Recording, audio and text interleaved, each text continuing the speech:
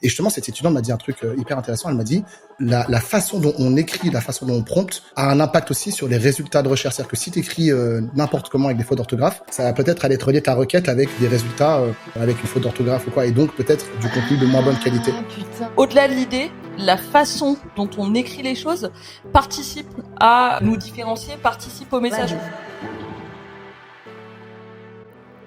On a déjà parlé de l'IA par rapport à l'image, la photo, etc. Mais en fait, qu'en est-il du copywriting ? Parce que forcément, ça a un impact énorme aussi. Donc, c'est quoi ton avis là-dessus, Wesley ? La première chose que ça change, c'est qu'effectivement, l'IA écrit des textes beaucoup plus vite que nous. Ça. Et permet, tu vois, tout l'aspect un peu mise en forme, syntaxe, orthographe, de faire une repasse en général très clean. Après, on connaît aussi les dérives de ChatGPT, notamment sur l'écriture, voilà, typique ChatGPT qui n'est grave, pas... il y a un style de ChatGPT, tu sais, c'est voilà, un artiste, tu le reconnais, tu connais c'est l'artiste de ChatGPT, quoi. Mais du coup, moi, ça me trigger de ouf parce que maintenant, à chaque fois que je vois un texte qui est écrit par ChatGPT, notamment, tu les reconnais par les phrases qui commencent par pas, par les triplettes. Tu sais, par exemple, il va te mettre 3 mots d'affilée pour décrire quelque chose, 3 adjectifs d'affilée. Et je le reconnais notamment par ça. Et dès que je vois ça, je zappe le texte, comme si ça m'intéressait pas. Et donc pour le coup, là où il y a je sais pas 3 mois, je me disais non mais c'est mort, il y a plus d'avenir pour les copywriters parce que tu peux balancer toutes tes idées à l'oral à ChatGPT, au-delà de la syntaxe, tu peux lui balancer tes idées et lui il va te faire un texte méga stylé. Je me suis dit c'est mort, je paye plus jamais un ghostwriter de ma vie. Bon, je l'ai jamais fait, mais bon voilà quoi. Et en fait, à force de l'utiliser et qu'il y ait plus en plus de monde qui l'utilise, là en fait je me suis rendu compte que il y avait un pattern, tu vois, ChatGPT, et qu'on reconnaissait ses textes. Et je pense que on peut dire que au-delà de l'idée, la façon dont on écrit les choses participe à nous différencier, participe au message. Donc pour moi c'est aussi important, et c'est là où je me dis que en fait non, les ghostwriters ils sont pas morts. C'est un peu comme l'iPhone quand ils ont sorti la photo, photographes ils sont pas morts, et pourtant tout le monde peut faire une photo depuis sa poche. J'ai l'impression que c'est un peu pareil, moi. En fait, il y a une question d'usage dans le sens où quelles sont les personnes. Alors oui, après, on peut optimiser nos process avec l'IA pour aller plus vite, etc. Et c'est nécessaire. Mais je pense que les personnes qui vont dire moi je m'en fous, je fais tout à l'IA et c'est ChatGPT qui écrit tout, c'est peut-être des personnes qui n'auraient peut-être pas payé un copywriter à la base non plus. Donc je pense qu'on y revient après à cette question de marché, et comme ce qu'on disait par rapport au métier de l'image, on se dit les personnes qui vont peut-être faire leur visuel à l'IA pour ça ou ça, ils auraient peut-être pas investi dans un photographe par exemple. Et je pense que là, il faut faire un peu un parallèle. Alors, ça veut pas dire que c'est vrai dans tous les cas, mais je trouve qu'il y a un parallèle à faire aussi par rapport à ça, et se dire qu'effectivement, parmi ces gens, il y en a peut-être qui vont passer sur de l'IA, mais il y en a peut-être qui vont quand même toujours voir la valeur ajoutée du copywriter et voir dans quel sens ça va vraiment les démarquer de tous ceux justement qui vont avoir un peu ce discours formaté, comme tu viens de le dire, et qui vont dire non, en fait, là, le vrai copywriter, il garde une vraie plus-value, en fait. Ouais, je suis assez d'accord avec toi. Après, je pense quand même que faut pas se leurrer, faut pas être non plus trop optimiste. Bien sûr. Ça a quand même bousculé le marché. T'as quand même des gens qui auraient fait appel à des copywriters qui maintenant font appel à l'IA. Il y a aussi le fait que toutes les IA ne se valent pas. Par exemple, tu vois, les patterns de ChatGPT, moi, chez Claude, elles y sont pas. Donc, un texte Claude est beaucoup plus difficile à repérer qu'un texte ChatGPT. Mais encore une fois, je pense que là, la question, c'est plus de savoir écrire, mais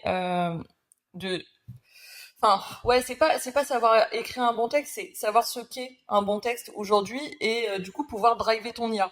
Dans ce cas-là, c'est possible. Par contre, si tu sais pas ce qu'est un bon texte, ChatGPT, Claude, ce que tu veux, tu n'y arriveras pas, quoi, en fait. Oui, après, tu peux même demander à l'IA de te former sur ce qu'est un bon texte, tu vois. On peut même aller se former avec l'IA. Mais en tout cas, pour en revenir déjà au cœur de la problématique sur est-ce que, qu'est-ce que ça change pour le métier de copywriter? J'ai envie de dire, la première chose, c'est que ça nous demande, et comme tu l'as dit, on est moins dans l'écriture, tu vois, écrire la matière première, mais c'est plus, pour moi, un travail de curation, de curateur. L'IA, elle va nous permettre d'aller chercher des informations beaucoup plus vite, et tu vois, et de les rassembler, tu vois. Là où avant, moi, typiquement, quand on me demandait d'écrire un texte sur un sujet que je ne connaissais pas du tout, parce que j'ai forcément des clients dans différentes industries, quand je dois écrire pour un avocat, quand je dois écrire pour des architectes, quand je dois écrire pour un SaaS médical, ça m'est arrivé, donc un logiciel, une application dans la médecine, d'un truc très pointu, bah forcément, je vais m'entretenir avec le CEO, je vais aller faire des recherches sur Google. Bah là, aujourd'hui, je vais pouvoir en partie passer par l'IA et ça va me permettre de rassembler tout ce corpus de texte beaucoup plus vite. Mais ensuite, le travail de curation, il est à moi. C'est à moi d'ajouter la touche de la marque, tu vois. Et ce travail, il reste toujours à faire. Mais c'est juste que le boulot en amont, après vous me direz si ça résonne pour vous dans vos métiers aussi, mais on peut ratisser plus large, plus vite avec l'IA. Et encore une fois, c'est un complément. Pour moi, c'est vraiment un complément. Et du coup, moi, j'aimerais bien avoir ton feedback. Qu'est-ce que ça a changé pour toi? Est-ce que on a vu depuis janvier dernier que vraiment tout le monde a commencé à se mettre à utiliser ChatGPT? C'était moins démocratisé avant. Concrètement, Wesley, est-ce que toi, t'as vu des changements chez toi? Oui, tout à fait. Tout à fait. J'ai un client, par exemple, pour lequel je bosse, qui a déjà son podcast. Donc lui, il enregistre déjà ses épisodes tout seul, comme un grand. Mais il a besoin de quelqu'un pour écrire justement les posts LinkedIn de son podcast, les descriptions d'épisodes. Et puisqu'il sort à chaque fois un épisode complet de 2 heures à peu près, c'est un podcast dans la tech, plus c'est long, quoi. 2 extraits. Donc il me demande d'aller trouver les extraits. Donc c'est-à-dire que je réécoute tout l'épisode en x2. En parallèle, je le mets dans l'IA et je lui demande de me faire une retranscription écrite complète. Et cette retranscription, je passe par Descript pour la transcription et ensuite je la mets dans ChatGPT qui va me faire le résumé de l'épisode. Comme ça, en parallèle, moi je l'écoute quand même, tu vois, et je vérifie que c'est bien les mêmes éléments. Et puis ensuite, je commence à bosser sur les différents timecodes de l'épisode, la description. Moi, je m'assure de bien m'imprégner de ça. Mais c'est sûr qu'après, pour la rédaction des posts, là, j'ai des templates en gros, et je lui demande de m'écrire tel type de post, tel truc pour un teaser, pour la description de tel épisode. Et c'est vrai que ça va beaucoup plus vite. Et moi, j'ai plus qu'à faire un travail de repasse ensuite. D'accord, mais du coup, en fait, finalement, ok, toi, ça t'aide dans ton quotidien, mais est-ce que ça t'a enlevé du taf aussi? Est-ce que t'as des gens qui t'ont dit, ouais, non, en fait, non. Est-ce que t'as remarqué que t'avais moins de contrats du coup? Pas spécialement, franchement, pas spécialement. Pas spécialement, parce qu'en tout cas, on me l'a pas dit direct, on m'a pas dit, je bosse pas avec toi à cause de, parce que je vais utiliser l'IA. Oui, mais du coup, est-ce que t'as remarqué une baisse? Tu vois, c'est ça? Non, j'ai pas remarqué de baisse particulière. Ouais, donc tu vois, pour le coup, ça dépend, ça revient à ce que tu disais Mathilda tout à l'heure, quoi. Ça dépend des copywriters et ça dépend de la cible que tu as en face. Et si la cible que tu as en face, elle est éduquée au fait que ton message, il est aussi important que la façon dont tu le dis, en fait, ils savent que c'est du Fiverr, quoi, c'est du Canva, quoi, quand tu sais pas faire. C'est ça. Par contre, quand tu sais faire, ça peut devenir incroyable. Ouais, je pense qu'on en revient à une question d'expertise aussi, dans le sens où je sais que à l'après-Covid et où quand tout le monde s'est mis un petit peu à se dire tiens, je vais mettre en free, etc. Il y a eu une espèce de florilège de copywriters qui ont popé un peu partout. Ah oui, c'était la mode. Ouais, et donc des copywriters, des community managers, etc. Et du coup, tout le monde dit en mode ouais, il faut être sur les réseaux, et nanana. Donc il y avait aussi vachement de demandes, je pense aussi à ce niveau-là, parce que les gens des fois ont juste la flemme d'écrire ou savent pas le faire. Et en fait, je pense que ça a fait un espèce d'effet un peu de souffler, tu vois, de retomber de souffler, parce qu'il y a ce côté en mode, il y a de la demande, il y a des gens qui se lancent, il y a cette espèce d'avènement, et en fait, pas longtemps après, il y a l'IA qui a commencé à débarquer, et je pense qu'à mon avis, les copywriters qui restent, c'est ceux qui ont vraiment cette plus-value ajoutée hyper puissante, qui sont experts dans leur métier depuis des années ou pas, mais qui sont vraiment experts et qui ont vraiment cette valeur ajoutée, là où ceux qui se sont peut-être lancés il y a 1 an ou 2 et qui ont fait les choses d'une manière un peu en mode bon vas-y, par exemple je fais du CM et je vais écrire des posts Instagram comme ça pour les gens qui ont la flemme, eux pour le coup ils se sont fait balayer direct parce qu'en fait ils faisaient pas mieux que l'IA, tu vois. Coucou, je suis graphiste, je sais maîtriser Illustrator. Voilà, c'est un petit peu le même délire, quoi. Ouais, c'est ça. Je vois très très bien. Et ouais, mais en même temps, c'est parce que le copywriting, je sais pas, ça a été comme tu dis, ça a été une espèce de grosse trend, en fait, il y a quelques années, alors que les rédacteurs ont toujours existé, et je pense que c'est lié aussi au fait que LinkedIn a totalement changé de face en 2020. En fait, avant où tu disais c'était totalement corporate, c'était les chers réseaux et c'était surtout un réseau social pour trouver un emploi. C'est justement à ce moment-là qu'il y a de plus en plus d'entrepreneurs qui ont commencé à se mettre dessus et à écrire des posts dessus. Et vu que sur LinkedIn c'est principalement du post écrit, et t'as cette espèce de vague de trend de copywriting qui arrive en même temps. Ça s'est super bien emboîté. Alors qu'avant c'était tout simplement des rédacteurs web et des storytellers, quoi. Ouais. Après, il y a aussi un autre point que j'aimerais soulever parce que on parle de copywriting là d'un point de vue rédaction web, etc., etc. Mais en fait, un copywriter, ça peut être aussi un copywriter dans la pub en agence. Et ça serait intéressant pour le coup que je discute avec mes amis qui sont en agence aussi sur du copywriting. Mais là-dessus, par exemple, moi, je pense que ces copywriters-là seront peut-être encore moins remplaçables dans le sens où le copywriting dans la pub, c'est le fait d'écrire des slogans, trouver des signatures, etc. Mais en fait, ça part pas du fait de dire je t'écris un truc. C'est que derrière, c'est aussi je trouve le concept publicitaire, etc. Et du coup, il y a forcément aussi cette expertise combinée qui fait que tu vas pas juste aller sur ChatGPT et dire vas-y, trouve-moi le nouveau slogan pour cette pub. Tu vois? Il y en a qui le font, hein. Il y en a qui le font. Il y en aura qui le font. Et c'est pour ça que je me disais, ce serait intéressant de discuter avec vraiment quelqu'un qui est en interne pour voir comment ça se passe et ce qui a changé, ce qui a évolué. Est-ce qu'il y en a qui ont été virés des agences parce que maintenant, il y en a plus qui utilisent l'IA, etc. Forcément, je pense qu'ils s'en servent et qui s'aident de ça.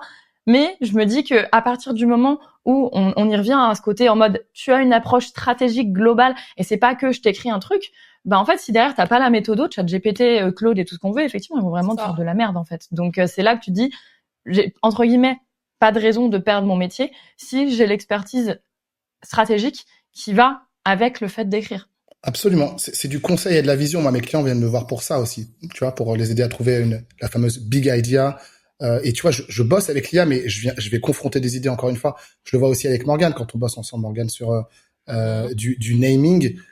J'ai utilisé évidemment ChatGPT pour de la génération d'idées, de noms. Mais in fine, si tu regardes bien un mot, les noms qu'on trouve, en fait, ça vient souvent, le plus, ça vient de nous. C'est-à-dire que l'IA, ça nous permet aussi, j'ai même envie de dire, ça nous permet de voir où on ne doit pas aller, tu vois. Il va sortir des trucs. En fait, ça te permet d'aller beaucoup plus vite dans ta génération d'idées. Et puis finalement, comme tu dis, des mauvaises idées te donnent des bonnes idées à la fin. Exactement. Donc, c'est vrai on n'a jamais retenu des noms IA. Par contre, c'était cool quand on devait chercher des noms et qu'on voulait chercher un concept en plusieurs langues. Ah bah là, t'as pas besoin d'aller te faire chier, aller sur Google, tu vois, tu le fais direct avec le truc.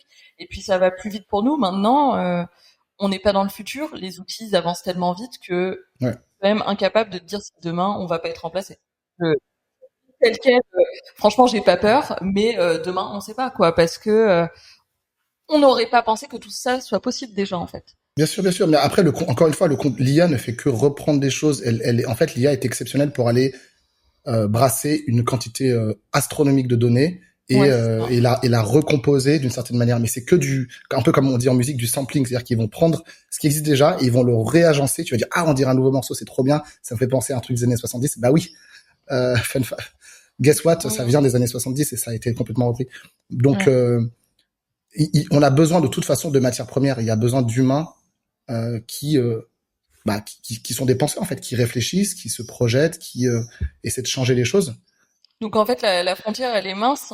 En fait il faut pas se laisser avoir même que nous-mêmes parce qu'en fait c'est trop facile de se dire je me laisse avoir par l'IA parce que j'ai la flemme de faire un effort. Et ça veut dire quoi je me laisse avoir par l'IA parce que j'ai la flemme de faire un effort? En fait au lieu d'utiliser l'IA de la bonne manière où c'est toi qui vas réfléchir et tu vas la challenger et elle va te challenger, etc.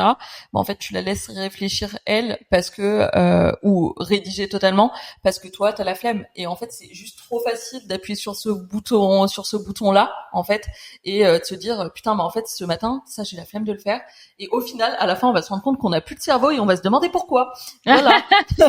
En fait, moi, ce que j'aime bien mettre en exergue, c'est que soit tu peux dire à l'IA, genre fais-moi ça, et du coup il va te le faire de la manière la plus random possible, et il y a de fortes chances que ce soit de la merde.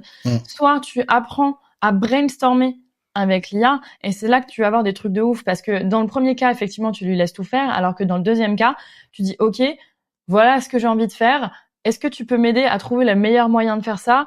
Ouais, d'accord, qu'est-ce que tu me proposes? Ah ouais, ça c'est intéressant. Et en fait, il faut le prendre comme si tu étais une personne avec qui tu discutes et avec qui tu débats et avec qui tu dis ouais, non, ça pas ouf, hein, non, ça me plaît pas. Et en fait, c'est à partir du moment où tu fais ce switch dans ta tête et que tu commences à l'utiliser plus comme un partenaire de brainstorming que comme ton larbin qui va tout faire à ta place, que tu arrives à faire des trucs puissants et que finalement, tu gardes aussi ta valeur ajoutée en tant que prestataire parce que tout le monde ne fait pas ça et que même si tout le monde faisait ça, personne le ferait de la même manière non plus. Donc, tu vas le faire d'une manière qui sera quand même unique et qui aura cette plus-value de t'appeler toi plutôt que quelqu'un d'autre.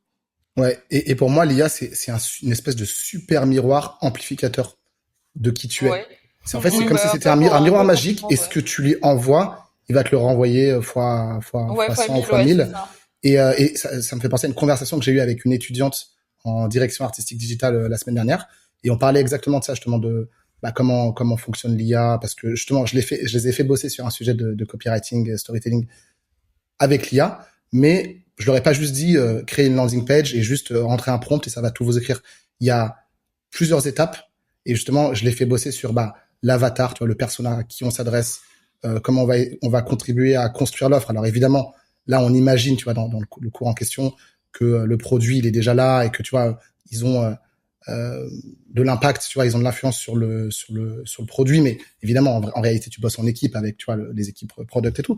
Mais tout ça pour dire que je leur ai dit, voilà, je sais que vous allez utiliser l'IA, donc je préfère l'inclure Dans le dans le barème processus, ouais. de notation. Et d'ailleurs, je Clair. leur ai demandé de me faire un audio aussi pour m'expliquer comment ils ont utilisé l'IA. Comme ça, moi, ça me permet de vérifier qu'il y a vraiment la lumière à tous les étages et tu vois, de m'assurer qu'ils sont bien conscients de ce qu'ils font. Et justement, cette étudiante m'a dit un truc hyper intéressant. Elle m'a dit, bah ouais, en réalité, enfin, c'est ce qu'elle a lu en tout cas sur Internet, la façon dont on écrit, la façon dont on prompte a un impact aussi sur les résultats de recherche. C'est-à-dire que si tu écris n'importe comment avec des fautes d'orthographe, ça va peut-être aller te relier ta requête avec des résultats avec une faute d'orthographe ou quoi, et donc peut-être du contenu de moins bonne qualité. Ah, putain, Donc même la ouais. façon dont tu écris, si tu écris comme un scientifique, par exemple, l'IA va aller naturellement Chercher chercher une des partie suites de mots scientifique. qui ressemblent à ça, et donc forcément qui ont été rédigés par des scientifiques. Donc en gros, t'es Si un tu écris con, comme un t'envoies des teubé, contenus de con, quoi. bah, En gros, c'est ça. Non, mais je me dis, faudrait faire le test. Hein. On pourrait faire le test vraiment de faire la même requête,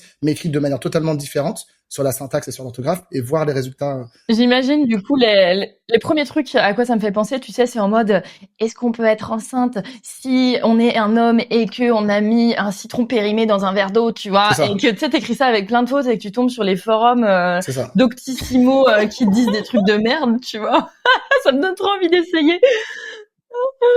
Mais en fait, l'IA, c'est savoir se Ah poser putain, et j'adore. poser des meilleures questions. En réalité, c'est ça. Celui qui, pour moi, celui ou celle qui saura le mieux maîtriser l'IA, c'est la personne qui sera capable de poser les meilleures questions.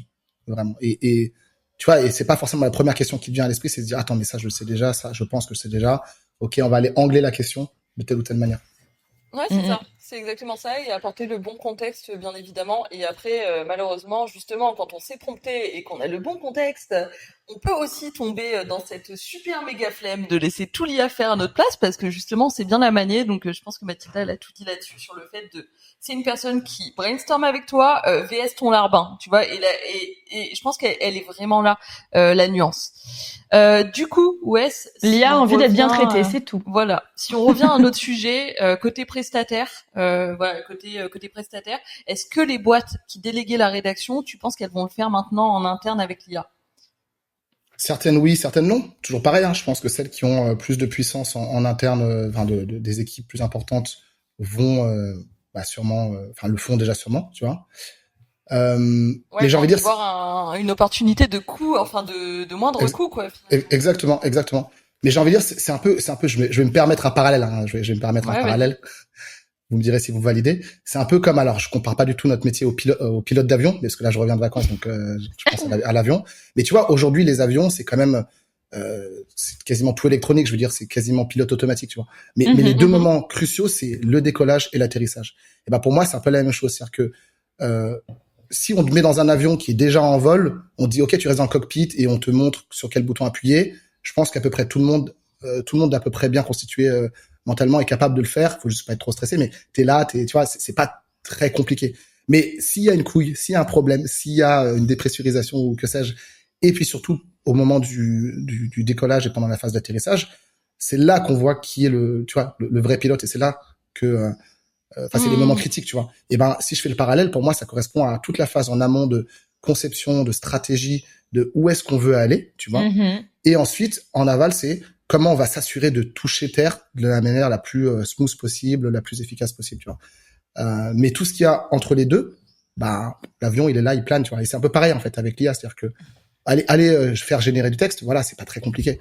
Bah, savoir quoi générer et savoir quoi en faire derrière, finalement. C'est ça, c'est ça. Ah, je trouve ça super Mais, parlant mais comme tu vois, image. il y a plein de métiers comme ça qui aujourd'hui sont, je pense, en réalité beaucoup plus faciles à faire qu'avant parce qu'il y a beaucoup, même je pense les chirurgiens, même des métiers comme ça voilà, très avancés. Aujourd'hui, voilà, et puis on est meilleur, ça amplifie l'efficacité humaine, bien sûr. Mais encore faut-il savoir le faire sans quoi, tu vois, c'est toujours pareil. C'est qu'on te met dans un avion, il y a un souci, bonne chance. Quoi. Bah, je suis pas sûre qu'on sache faire ça dans quelques années, honnêtement. Voilà. De quoi? De piloter les avions, tu veux dire? Ouais, de piloter des avions, de ne pas non, utiliser l'IA. Ouais, c'est ça. J'ai envie de te dire, c'est un petit peu comme si tu me disais, est-ce que tu sais encore faire du feu pour te faire à bouffer, quoi. Donc tu pourrais pas faire sans ta gazinière ou voilà, sans ta plaque de cuisson. Bah, j'ai l'impression qu'on va un petit peu là-dedans. Sauf que là où c'est très différent et là où c'est vraiment touchy, c'est on touche à des tâches qui sont intellectuel qui booste notre cerveau, là où faire du feu, bah en fait ça te fait juste mal aux mains et ça te fait juste chier. Comment ça? Moi j'adore faire ça. J'adore frotter des silex. J'adore. Ma grande passion. Bah après Morgane, c'est un autre débat, mais pour le coup, enfin faire du feu, au-delà de faire du feu, c'est faire des travaux manuels pratiques. Je trouve que ça a quand même aussi son utilité, tu vois, parce que rester à un bureau, ne serait-ce que juste pour ta santé. Alors je dis pas aller faire du feu forcément, mais le fait de bouger, d'aller faire des choses qui avant étaient nécessaires, voire essentielles à notre survie. Aujourd'hui, ça l'est plus et on devient sédentaire et c'est pas toujours pour le meilleur non plus. C'est pas au fou non plus. Et là, bah, je pense que ça va être encore pire là-dessus. Donc, je pense qu'il va falloir beaucoup de maîtrise et de contrôle de soi-même pour ne pas se faire dépasser par la chose et plutôt justement prendre le bon côté de la face.